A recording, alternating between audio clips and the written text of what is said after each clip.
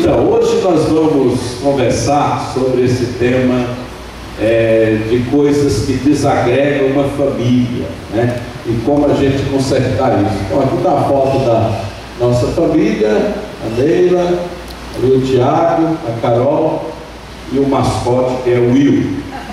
O Will já está velhinho, está ficando sério, né? O ciclo da vida, né? Que se vai. Então, esse tema, as sete vidas é o outro, né? As pequenas bombas que destroem o casamento. E como que a gente desativa essa bomba? Por que esse tema? Ao longo da minha caminhada atendendo casais, a gente vai percebendo algumas coisas assim. Uma delas é que não são os grandes problemas que fazem o casamento terminar. São os pequenos problemas. Porque quando você vê assim, fulano e fulana separaram, porque fulano adulterou, na verdade, quando acontece uma ruptura tal, em virtude de um adultério, por exemplo, na verdade aquele casamento já estava comprometido há muito tempo. Porque para que aconteça um adultério, tem um afastamento, tem uma situação já desagregadora. Então, não são os grandes eventos que fazem o casamento terminar. São as pequenas coisas, as quais geralmente não cuidamos. Convite para a gente cuidar mais dessas coisas, dessas pequenas bombas que destroem o casamento. E aí a metáfora que eu tirei das bombas foi um amigo meu que ele é um artista assim, genial, mas sabe esses camaradas que são artistas, sabem fazer as coisas, mas não sabem comercializar, não sabem viver. É um cara atrapalhado, pense num cara atrapalhado, né? Atrapalhado, mas é um artista genial. Trabalhou na Hanna-Barbera na década de 60, quando era, né, o Ponte, né, trabalhar na Hanna-Barbera, ele era desenhista da Hanna-Barbera. E ele foi, assim, se complicando na vida por causa das atitudes dele, aquilo que eu falava, o relacionamento, você não tem atitude. E uma época ele construiu, passou uns 3 meses construindo uma casa em miniatura. Pense no troço perfeito. Perfeito em todos os detalhes, ele construiu de um a um. E tirou foto de todas as partes daquilo que ele foi criando. Quando a casa estava prontinha, 3 meses de trabalho artístico, ele pegou, botou uma bomba dentro da casa e explodiu. Desse homem desse prejuízo. Aí por isso que eu criei essa coisa, as pequenas bombas que destroem a família. E aí como que a gente aprende a desativar essas coisas. E eu queria começar com um texto que eu gosto muito, chamado O Frio que Vem de Dentro. É uma parábola. Olha só essa parábola. Conta-se que 6 homens ficaram presos numa caverna por causa de uma avalanche de neve. Teriam que esperar até o amanhecer para receber socorro. Cada um deles trazia um pouco de lenha e havia uma pequena fogueira ao redor da qual eles se aqueciam. Vai prestando atenção na história. Eles sabiam que se o fogo apagasse, todos morreriam de frio antes que o dia clareasse. Chegou a hora de cada um colocar sua lenha na fogueira. Era a única maneira de poder sobreviver. O primeiro homem era racista. Ele olhou demoradamente para os outros 5 e descobriu que um deles tinha a pele escura. Então raciocinou consigo mesmo: aquele negro, jamais darei minha lenha para aquecer o negro. E guardou-a, protegendo-a dos olhares dos demais. O segundo homem era um rico avarento. Estava ali porque esperava receber os juros de uma dívida.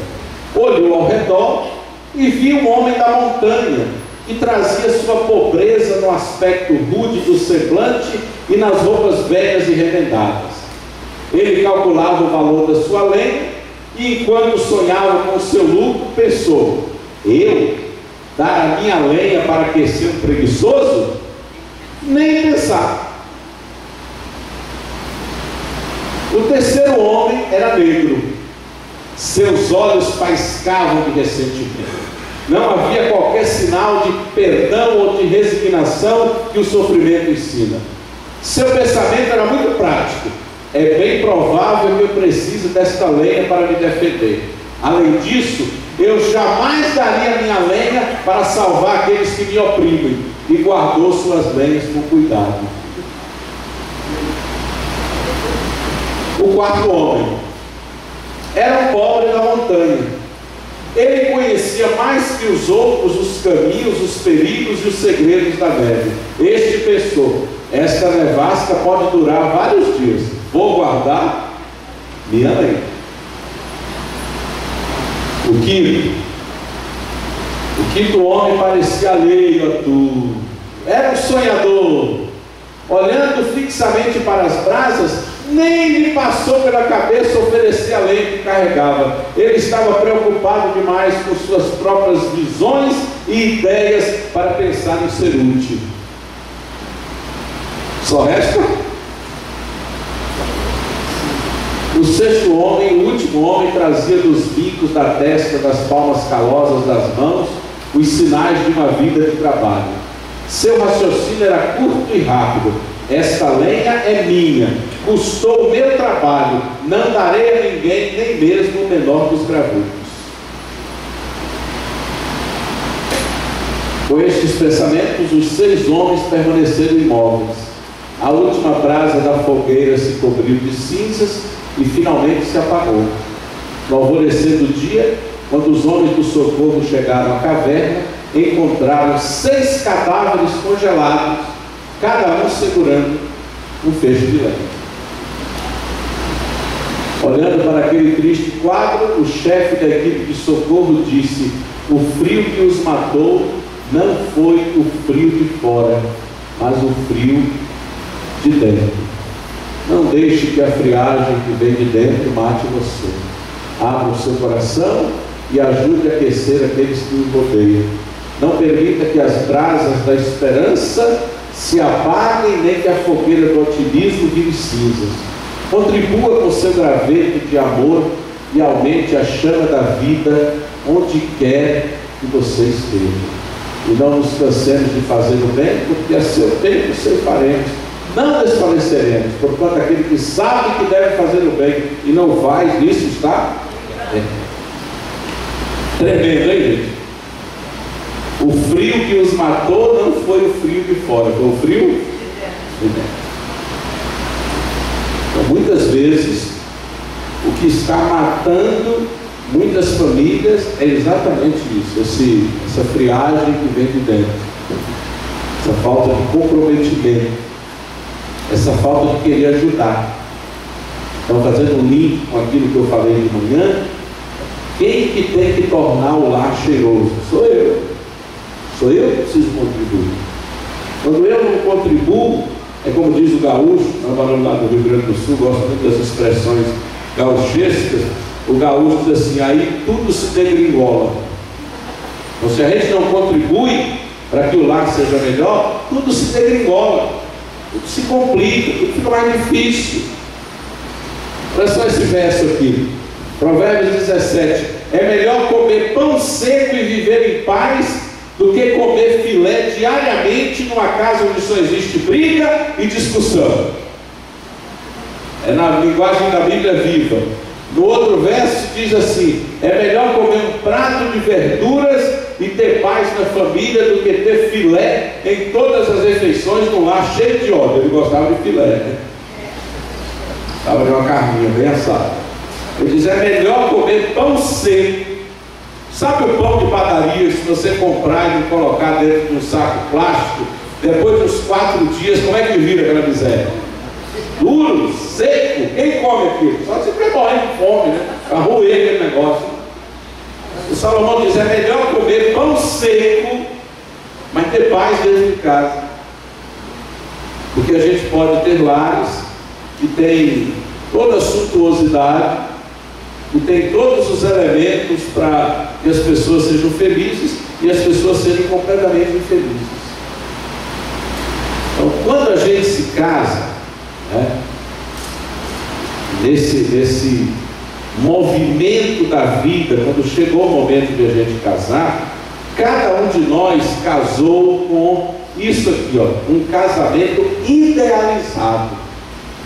Cada um de nós, mais tempo ou menos tempo de casamento, a gente casou com uma idealização. O homem casa, tem uma coisa que pode ser resumida assim: a mulher casa com o homem achando que ele vai mudar, e ele não muda. E o homem casa com uma mulher achando que ela não vai mudar, e ela muda.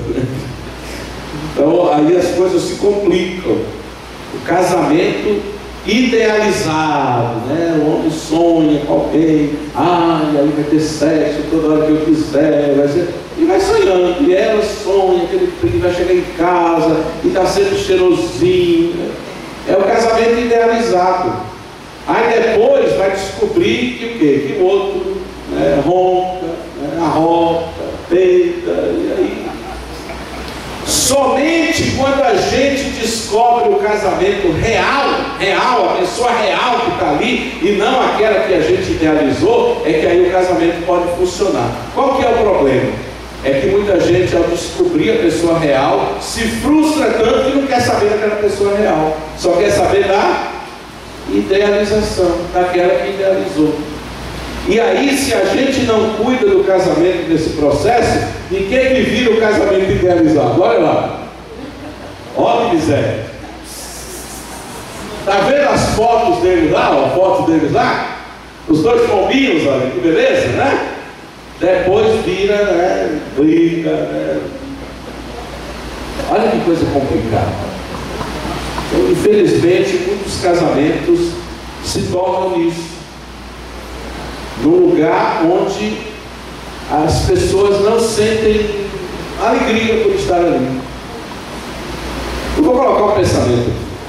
Eu gosto muito desse pensamento. Esse pensamento é de um autor, um dos escritores dessa linha de motivação melhores que a gente tem no Brasil, que é Roberto Chiriachi.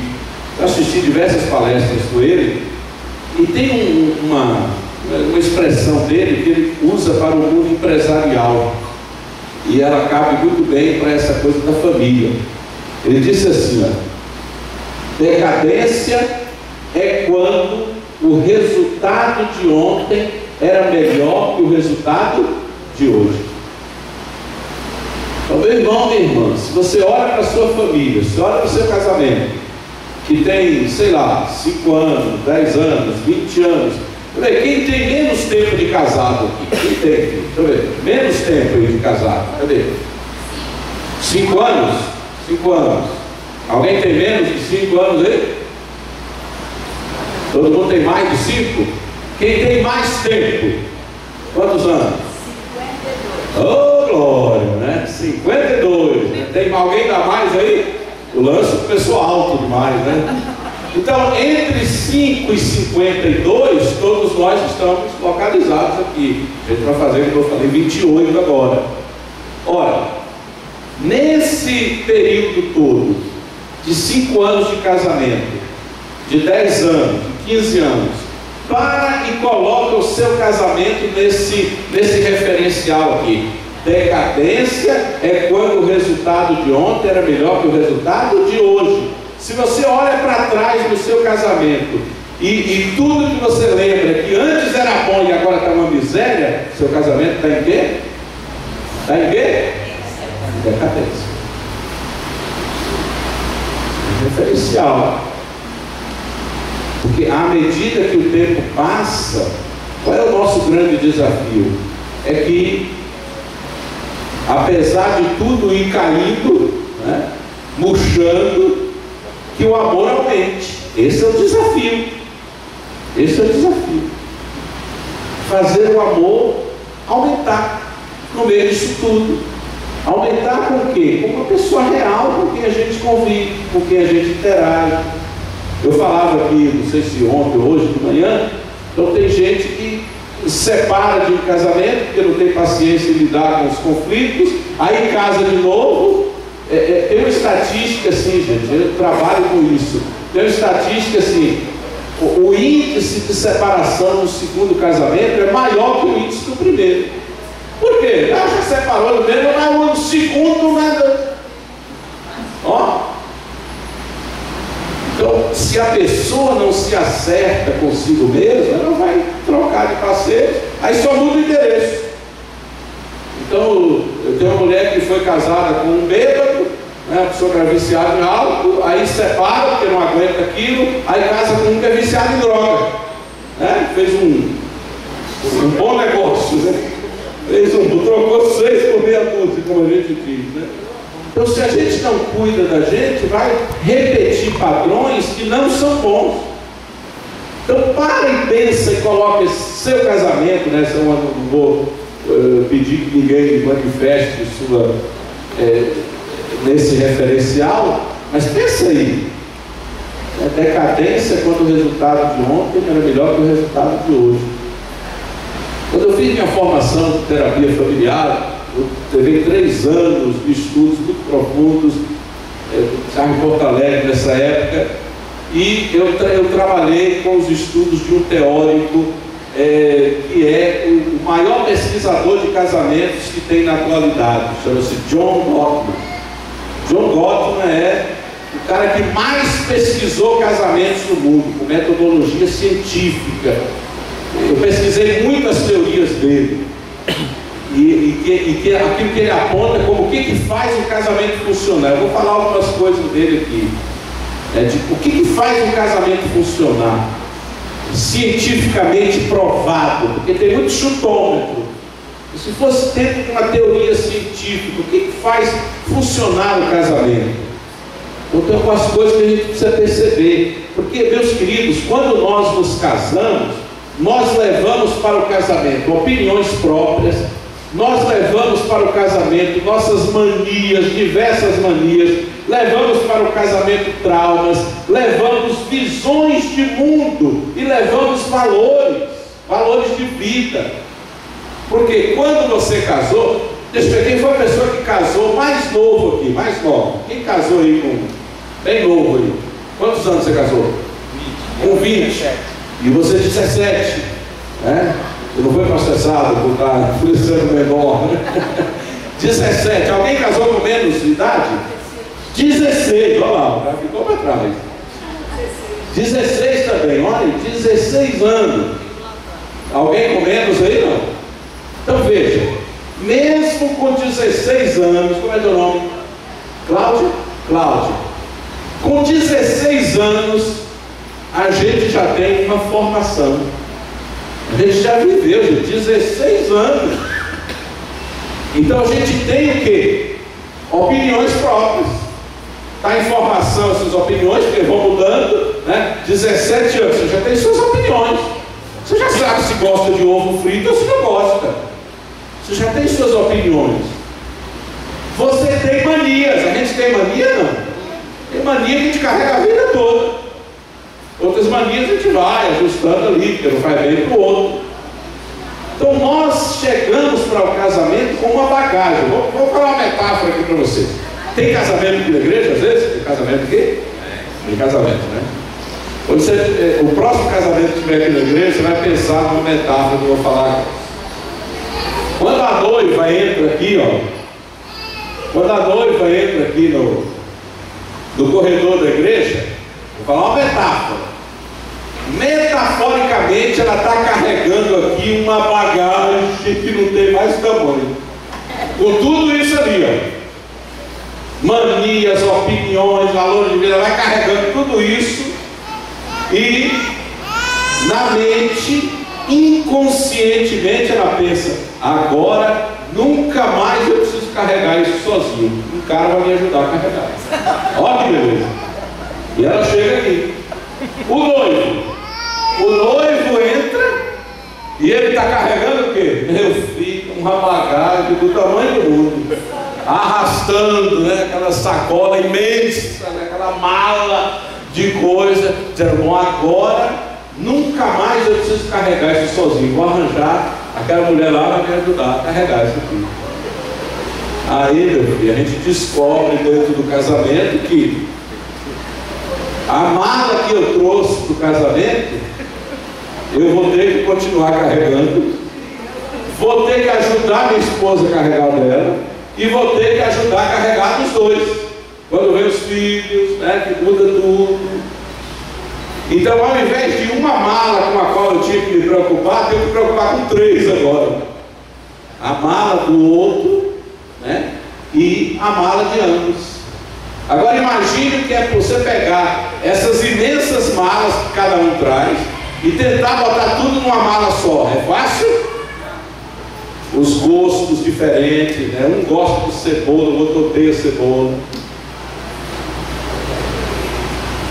Então veja,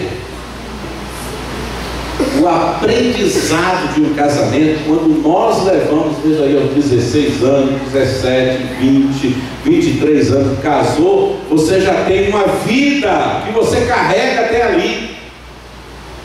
E agora você vai aprender a partilhar essa vida com o outro. Acha que é fácil? Não é fácil. Porque na essência o ser humano tem o seu egoísmo, né?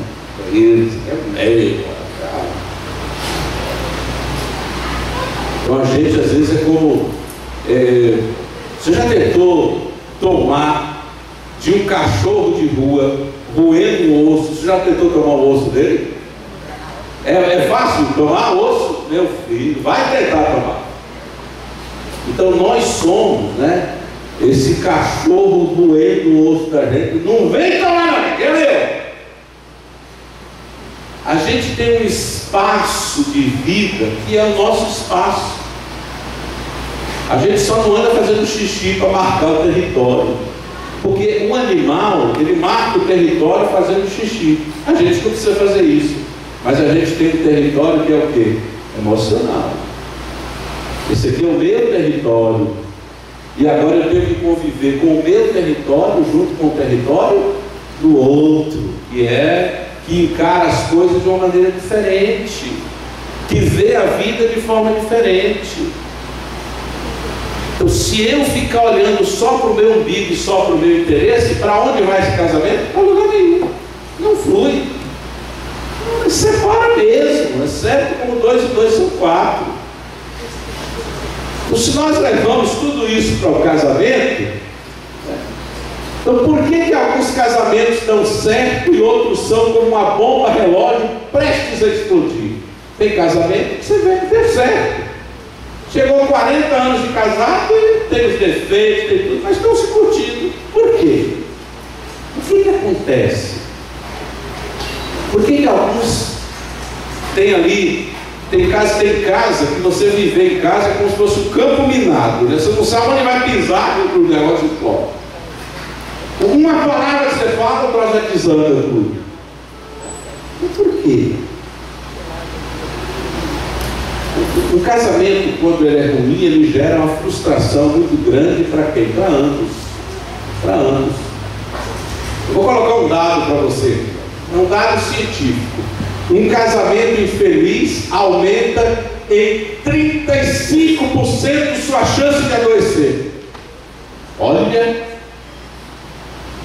Ou seja, gente, viver um casamento infeliz é um péssimo negócio. É como comprar terreno na Lua. Você sabe que quando o homem foi para a Lua, tem gente que comprou um terreno na Lua? Já ouviu falar disso? Comprou. Porque aonde tem o besta, tem o espertalhão. Rapaz, tem uma oportunidade aí, rapaz, olha um terreno 20 por 30 lá na Lua, cara. O cara comprou. Olha que investimento. O que é que você tem de patrimônio? Tem um terreno na Lua. Quadra A, lote B. Olha que negociação. Então, um casamento infeliz aumenta em 35% sua chance de adoecer. É um péssimo negócio. Por quê? Porque a irritação crônica, o estresse constante e os abalos emocionais, tudo isso gera o quê? Enfermidade, doença. Eu atendo casais que a gente começa a atender, vai vendo as interações ali, tá ruim o negócio, tá complicado. Eu chego ao ponto que eu digo, olha, vocês daqui a pouco vão começar a sentir os sintomas no corpo físico de vocês. E não raramente, não, eu já estou sentindo, porque aí vem a úlcera, vem as gastrites, vem uma série de coisas por causa desses abalos emocionais. Porque viver uma miséria dentro de casa, não ter sossego, não ter paz.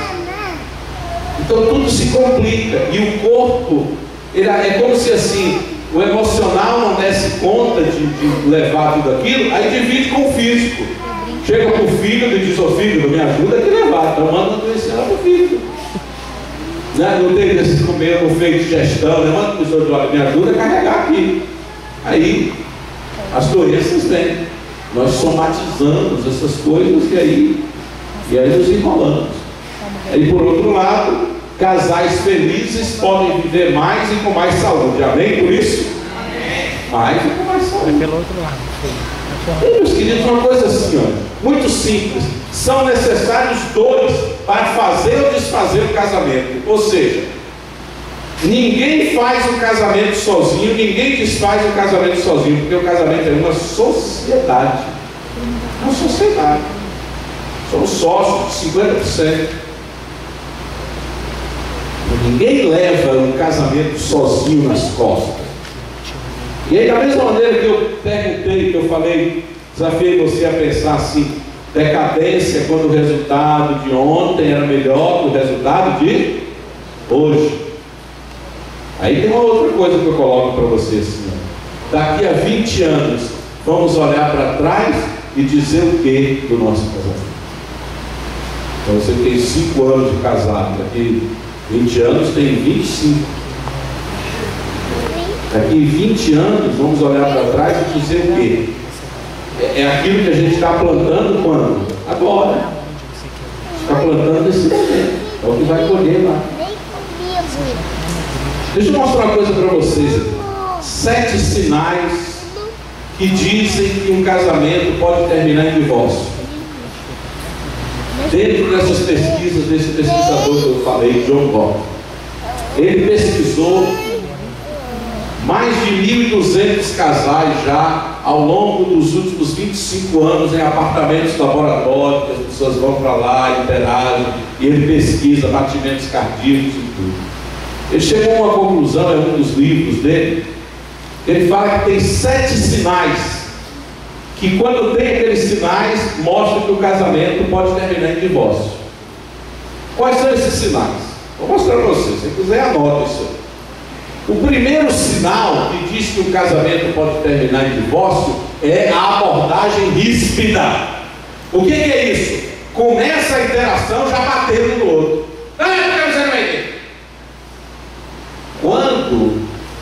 Quando uma conversa começa azeda, qual é a possibilidade que ela tem de adoçar depois? Pequeno. Porque já começou errado. Então, se no seu casamento vocês têm uma mania de ter uma abordagem, um começo de conversa ríspido, esse é o primeiro sinal que o casamento pode terminar em divórcio. O segundo sinal é o sinal da crítica. A crítica é diferente de eu me queixar de alguma coisa. Olha, eu estou sentindo isso, olha, está ruim, está pesado aqui, etc. A crítica é quando eu ataco a outra pessoa. Olha aqui esse vaso aqui, de novo você deixou isso aqui. Você nunca aprende. A crítica.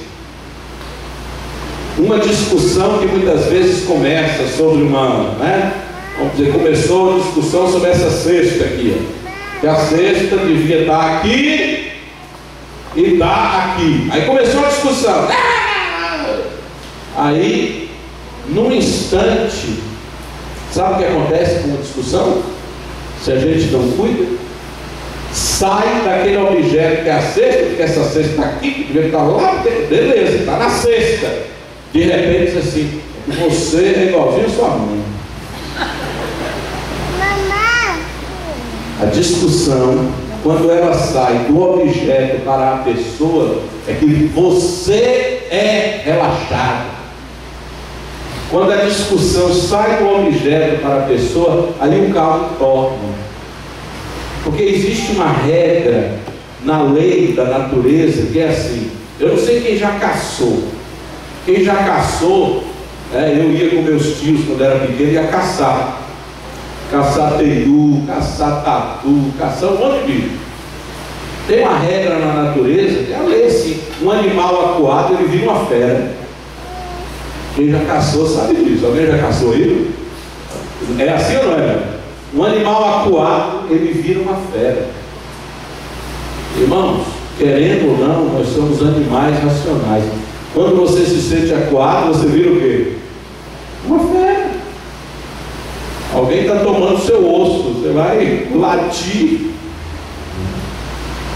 Então, quando alguém critica você, qual é a sua tendência? Você bater de volta, reagir, e aí da pior maneira possível. Então esse é o terceiro sinal, o segundo sinal da crítica. O terceiro sinal que vem depois da crítica é o desrespeito e o desprezo. Porque aí você nunca prestou para nada mesmo. O desrespeito. Porque assim, gente, dentro de um casamento, a gente sabe exatamente como ferir o outro. Sabe ou não sabe? Sabe ou não sabe? A gente sabe que pisou naquele calo ali, velho. E o desrespeito é quando você exatamente pisa naquele lugar, toca naquele ponto,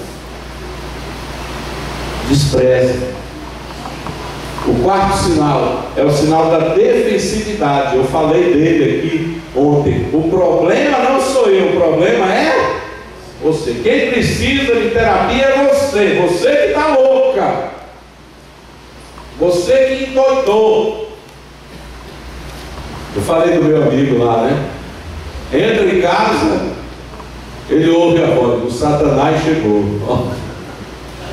O problema é o outro. Então é a defensividade. Eu estou certo, você está errado. O quinto sinal é o sinal da barreira do silêncio. Vou dizer uma coisa para vocês. Quando um casal se separa, briga, se separa, sabe o que acontece? Geralmente esse casal já não briga mais. Sabia disso? Por quê? Porque não adianta. É como a gente usa uma expressão assim: joguei a toalha, sabe? Joguei a toalha. A pessoa começa a adoecer e diz: eu joguei a toalha, não adianta mais. Aí forma-se uma barreira do silêncio, onde muitas vezes tem duas pessoas dentro de casa que são estranhos. São estranhos. Não conversam. Forma-se uma barreira de silêncio. Se pode conversar. Já não brigam mais. Porque desistiu. Desistiu do outro. Jogou a toalha. O sexto sinal é o estado físico alterado. Ou seja, é quando você começa a adoecer. Por causa de quê? De tudo isso que vem para trás. O estado físico se altera. Os batimentos cardíacos se aceleram. Aí vem as doenças. O estado físico alterado. E o último sinal é o sinal das recordações desagradáveis. Sabe o que é isso? É como se fosse assim uma reedição do filme da história do casal. A história que era uma história bonita se torna uma história ruim. Tudo que lembra naquele relacionamento é o quê? Ruim. Recordações desagradáveis. Olha para trás e não vê nada de bom. Gente, percebe os sinais? Você anota, dá uma olhada, né? Como é que eu estou? Como é que eu estou? Como é que está meu casamento? Agora, um casamento feliz, ele nunca é uma união perfeita. Não é uma união perfeita. Eu dizia de manhã: não há casamento feliz porque não há casamento perfeito porque não tem pessoas perfeitas. Não tem. Não tem pessoas perfeitas. Olha só isso aqui. No ao escolher o parceiro para a vida toda, você inevitavelmente estará escolhendo um determinado conjunto de problemas insolúveis, com os quais estará se envolvendo nos próximos 10, 20 ou 50 anos. Cada um de nós é o quê? Um pacote de problemas insolúveis, porque não tem coisa que você gostaria de ser de um jeito e não é. Olha o tamanho do pacote que eu sou. Cada um de nós é um pacote de problemas insolúveis. Você estará se envolvendo com isso, com essa pessoa. Quanto tem para a gente aprender aí? Dentro disso, aí nós temos o quê? Diferenças de temperamento, diferenças de interesses e valores de vida diferentes. Um é da igreja, o outro não é. Dá certo? Pode dar, depende da pessoa. Tem valores de vida diferentes, mas se respeitam. Um tempo atrás, uns 3 anos atrás, eu fiz uma cerimônia de 50 anos de casamento, bodas de ouro, dos pais de um amigo meu. Ele é professor lá no NASP, o pai dele professor também, Leonardo filho e Leonardo pai. Seu Leonardo e Dona Sara, fiz a cerimônia de 50 anos deles, junto com o padre, porque ele, 50 anos, é um católico fiel e praticante, e ela, 50 anos de casamento, é um adventista fiel e praticante. Mas eles se respeitam, é uma gracinha os dois. Agora já tem 53 anos de casamento, porque eles se respeitam. Valores de vida que são diferentes, mas o amor pode cobrir todas as coisas. Então é o ideal? Não. Casar com alguém que não vai ser mais fácil. Agora, às vezes, casa com um que é da mesma igreja, que é o inferno, a vida. Interesses diferentes, né? Diferentes interesses. Um gosta de sair, o outro vai ficar em casa. E aí? Negociação. Diz que todo negócio é bom quando é bom para as duas partes. Você vende um carro, você vendeu um carro por um preço justo, a pessoa comprou um carro, é bom, você vendeu um carro bom, a pessoa comprou e pagou um preço justo. O negócio é bom quando é bom para os dois lados. Então, negociação. Então, não gosta de sair com uma vez, sai outro. Negociação. Tudo na vida é isso, é a negociação do casamento. E o que? Diferenças de temperamento. Ixi, um é nervoso, o outro é tranquilo. Um dia eu vi uma entrevista lá no IASP, um casal de cegos. Ela é cega, estudou lá no IASP e casou com um cego. É uma história bem interessante. E na entrevista com eles lá, então era uma pessoa muito agitada, ela que forçou ele para namorar. Ele foi procurar, ele não queria, e depois gostaram, casaram, né? E aí eu lembro que o senhor perguntou: e aí, você estilo de vida? Ele disse assim: olha, eu sou lerdo por nascimento e por opção. Eu sou lerdo, nem ela é ligeira, ligado em 330. Então, ajusta. Quando tem amor, tudo se ajusta. E aí vem uma coisa assim, olha, não são, e aí essa é uma base, né, muito grande, não são os conflitos resolvidos que fazem o casamento dar certo. Não são. Quando você ouvir, e eu estou falando isso com muita propriedade, quando você ouvir qualquer conselheiro de casamento ou qualquer coisa assim falar, vocês têm que resolver os conflitos por causa besteira pura. Quem é que consegue resolver todos os conflitos do casamento? Ninguém. Porque as pessoas são diferentes. A gente aprende a conviver com os conflitos, com as diferenças. E eu vou colocar um dado aqui muito animador para vocês, muito animador mesmo. Dado esse aqui, olha. 70% dos conflitos de um casal são permanentes. Amém. Ô, bênção, né? Você diz amém? Amém. Olha que alegria. 70% são noivos? Ixi, não vai desistir não. São permanentes. Por quê? Por tudo isso que eu falei. Vocês são diferentes. Quando eu atendo noivos, eu gosto, quando eu faço casamento, eu fazer um curso com os noivos.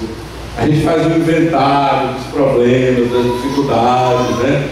Da herança genética, como você parece com a mamãe, como você parece com o papai, como você parece, o que cada um traz, os pontos fortes. E aí vocês vão juntar dois mundos. O John Gray fala que é Marte e Vênus. São dois mundos para poder conviver. Então 70% dos conflitos do casal são permanentes. Só tem um jeito de não ter conflito no casal. Sabe qual é o jeito? É um não falar nada, nunca discordar de nada, aceitar tudo. Isso seria um casamento? Não, não seria um casamento. Não seria um casamento. Seria uma massa morta lá vivendo. Então, para a gente conviver, vai ter que lidar com isso. Aí veja, os conflitos frequentes são em quê? Eu vou dizer para você aqui, eu vou colocar os grupos de conflitos aqui. Todos os conflitos de um casal se encaixam nesses grupos aqui. Eu estou fazendo aqui um resumo das coisas, aqui é seminário para o dia todo, de a gente discutir essas coisas. Mas olha só, os conflitos, eles envolvem dinheiro, né? Trabalho, sexo, envolve familiares, envolve educação de filhos, administração da casa e valores. Gente, 1, 2, 3, 4, 5, 6 e o quê? 7. Todos os conflitos de um casal se encaixam nessas categorias aí. Todos. Conflito sobre o trabalho. Um gosta de trabalhar, o outro é vagabundo. Conflito. Sexo. Um quer toda hora, o outro não quer. Conflito. Um quer de um jeito, o outro gosta de outro jeito. Conflito. Conflito sobre dinheiro. Um gasta que é uma coisa, o outro é pão duro. Como deve administrar o dinheiro do casal? Essa pergunta que vem frequente comigo. Gente, encontre um jeito, não tem um jeito que seja certo. Tem casal com uma conta conjunta vai dar certo. Tem outro casal que Deus o livre uma conta conjunta não vai dar certo. Tem casal que se... Imagine se colocar o dinheiro na mão de quem é o gastador. Meu filho, vai pro buraco. Então, cada casal precisa encontrar o seu jeito. Conflito sobre a educação de filhos. Sempre não tem um mais rígido e outro mais, né? Sempre. A administração da casa, o barreiro, tá? Hoje os papéis, né? Se todo mundo não ajuda dentro de casa, você sabe, cada vez mais é difícil, né? Manter, por exemplo, uma doméstica em casa. Meu filho, haja dinheiro. Então você tem, no passado, a figura do pai, né? Provedor, saía para trabalhar, e da mãe ficava onde? Em casa. Hoje essa não é a realidade, né? O guerreiro sai para trabalhar e a guerreira também, mas o trabalho em casa continua. Ou há uma redistribuição de tarefas para todo mundo ajudar e amenizar, ou então como é que faz? Complicado. Então a administração da casa, familiares, né? O cunhado vai morar junto, lá a sogra, ó. Tudo. Essas são esses são os grupos de conflitos de um casamento. 70% dos conflitos são permanentes. Veja isso a pensamento. Se os dois pensarem sempre da mesma forma, um deles é desnecessário. Para que dois? Para que dois? Não, eles pensam diferentes. Eles têm visões diferentes. E aí eu vou partindo para terminar com umas coisas assim. Gente, qualquer casamento pode ser melhorado. Amém por isso? Qualquer casamento. Amém por isso, irmão? Amém. melhorar. Não precisa ficar, por que está assim? Não. Quebra, tem que orar, quebra, Senhor, minha vida, né? Quebra meu orgulho, quebra minha vaidade, tá? Qualquer casamento pode ser melhorado. O que faz então um casamento funcionar? Eu disse que não são os conflitos resolvidos. Por quê? Porque os conflitos vão continuar. Eles têm ideias diferentes. Eles não passam a ter a mesma ideia para poder ser feliz. Tem ideias diferentes. Mas o que faz um casamento funcionar? Então vem assim, olha. Os casais felizes, eles encontraram uma maneira de lidar com os seus conflitos. Que maneira é essa? Eles são capazes de conviver com as dificuldades e manter um casamento feliz. Amém por isso? Sabe de que maneira? As 5 atitudes do casal feliz. Sabe quais são essas atitudes? Queridos, os casais felizes, eles têm, em primeiro lugar, sentimentos positivos que superam os negativos. O que é isso? Você não pensa errado do seu cônjuge. Amém? Não pensa errado. Do seu cônjuge, você não está dormindo com o inimigo que quer matar você, que quer destruir você. Então, a primeira atitude dos casais felizes: os sentimentos positivos superam os sentimentos negativos. Você já tem aí uma grande guia para viver. Segunda atitude dos casais felizes: eles têm uma profunda amizade. E, meu irmão, depois que não subir mais nada, depois que descer tudo, o que vai restar? Amizade. É amizade. Depois que a pele enrugar toda, o que vai restar? Amizade. Os casais felizes, eles têm uma profunda amizade. São amigos. Pode passar 80 anos juntos. São amigos. Eu não consegui ir no funeral semana passada de um irmão muito querido. Não sei se vocês ouviram falar, morreu de acidente o diretor administrativo do IAM. Foi na sexta-feira passada. Na quinta-feira morreu o pai dele. Fui pastor dele, irmão Timóteo. Eu estive com outro pastor celebrando os 60 anos de casamento do irmão Timóteo e a irmã Dina. Eles completaram 60 anos de casamento. Deixa eu ver quanto tempo faz isso. Era pastor aí, já tem 5 anos. Eles acham que chegaram a 67 anos de casamento. Ele morreu agora. Olha, até os 62 anos de casamento, porque depois ele foi enfraquecendo e não conseguia mais ir. Até os 62 anos de casamento, você era a coisa mais linda do mundo. Você viu os dois indo para a igreja, irmão, 2 baixinhos, pequenininhos, curtinhos, os dois indo para a igreja, mãozinha dada. Todo sábado, todo domingo, toda quarta, lá na igreja. Sentavam no cantinho deles ali, irmão Timóteo e irmão Dino. Os casais felizes têm uma profunda amizade.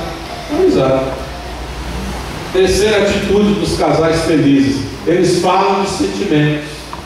O que estão sentindo? Olha, eu estou chateado, eu estou passando por isso. Eles falam dos que sentem, contam os sentimentos. Quarta atitude dos casais felizes: eles têm prazer na companhia um do outro. Tem alegria de viajar, está junto. Às vezes não está conversando, está calado, mas está junto. Tem prazer na companhia um do outro. Quinta atitude: eles têm alegria de compartilhar a vida. Alegria. Vamos para o restaurante, vamos celebrar. Alegria de compartilhar a vida. Queridos, a gente só desarma as bombas que destroem o casamento com essas atitudes. Amizade, companheirismo, o prazer na companhia do outro. Aí a gente pode desarmar qualquer bomba. Eu vou terminar com um texto que eu gosto muito. É um texto que eu fiz uma adaptação de um texto do Dr. Drauzio Varela, muito conhecido. Tem um texto dele que eu acho fantástico. Eu fiz uma adaptação desse texto, de algumas coisinhas. É assim: uma relação tem que servir para tornar a vida dos dois como? Mais fácil. Aí ele diz: uma relação tem que servir para você se sentir 100% à vontade com outra pessoa, à vontade para concordar com ela e discordar dela, para ter sexo sem não me toques, ou para cair no sono logo após o jantar. Uma relação tem que servir para você ter com que ir ao parque de mãos dadas, para ter alguém que está em som novo enquanto você prepara uma omelete, para ter alguém com quem viajar para um país distante, para ter alguém com quem ficar em silêncio, sem que nenhum dos dois se incomode com isso. Uma relação tem que servir para, às vezes, estimular você a se produzir, e quase sempre estimular você a ser do jeito que é, de cara lavada, uma pessoa bonita a seu modo. Uma relação tem que servir para um e outro se sentirem amparados nas suas inquietações, para ensinar a confiar, a respeitar as diferenças que há entre as pessoas, e deve servir para fazer os dois se divertirem demais, mesmo em casa, principalmente em casa. Uma relação tem que servir para cobrir as despesas um do outro no momento de aperto, e cobrir as dores um do outro no momento de melancolia, e cobrir o corpo um do outro quando o cobertor cair. Uma relação tem que servir para um acompanhar o outro no médico, para um perdoar as fraquezas do outro, para abrir o jogo e para os dois abrirem-se para o mundo, cientes de que o mundo não se resume aos dois. E aí a pergunta: a nossa relação, sério? Tremendo, hein, gente? Sério? A gente tem sido parceiro? Se não tem sido, o que está faltando? O que está pegando? Que Deus nos abençoe para a gente tornar o nosso lar um lugar abençoado, um lugar onde as bombas sejam desarmadas e a gente possa viver realmente de forma abençoada. Vai ter uma música, a gente termina com uma música essa parte, e aí daqui, não tem um intervalinho aí, daqui uns 20 minutos a gente começa a outra palestra, que é 7 vidas que não temos e todas as outras que vivemos. É uma palestra que acho que você não deveria perder.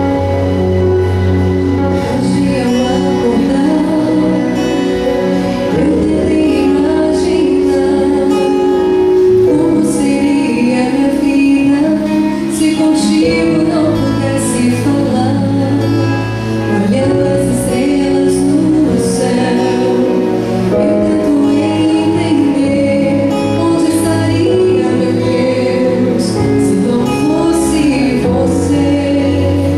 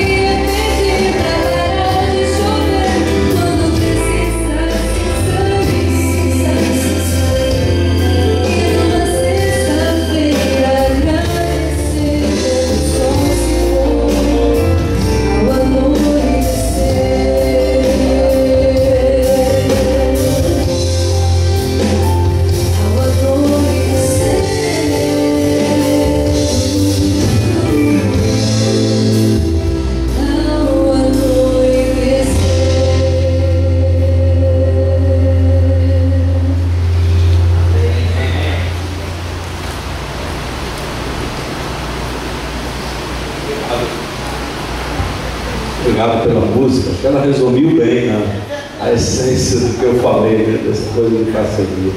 Feche seus olhos, irmãos, Deus amado. Pai, obrigado, Senhor, pela tua bênção. Obrigado, Senhor, pelas nossas famílias, que não são famílias perfeitas, mas obrigado pela nossa família. Que a tua graça cuide de cada família representada. Tu sabes que provavelmente haja famílias aqui vivendo sérias dificuldades, mas que a tua graça, Senhor, possa fazer-nos repensar a vida e poderem tomar novas decisões para viver de uma forma abençoada e maravilhosa. Dá-nos, pois, a tua bênção no nome de Jesus, nosso Senhor. Amém.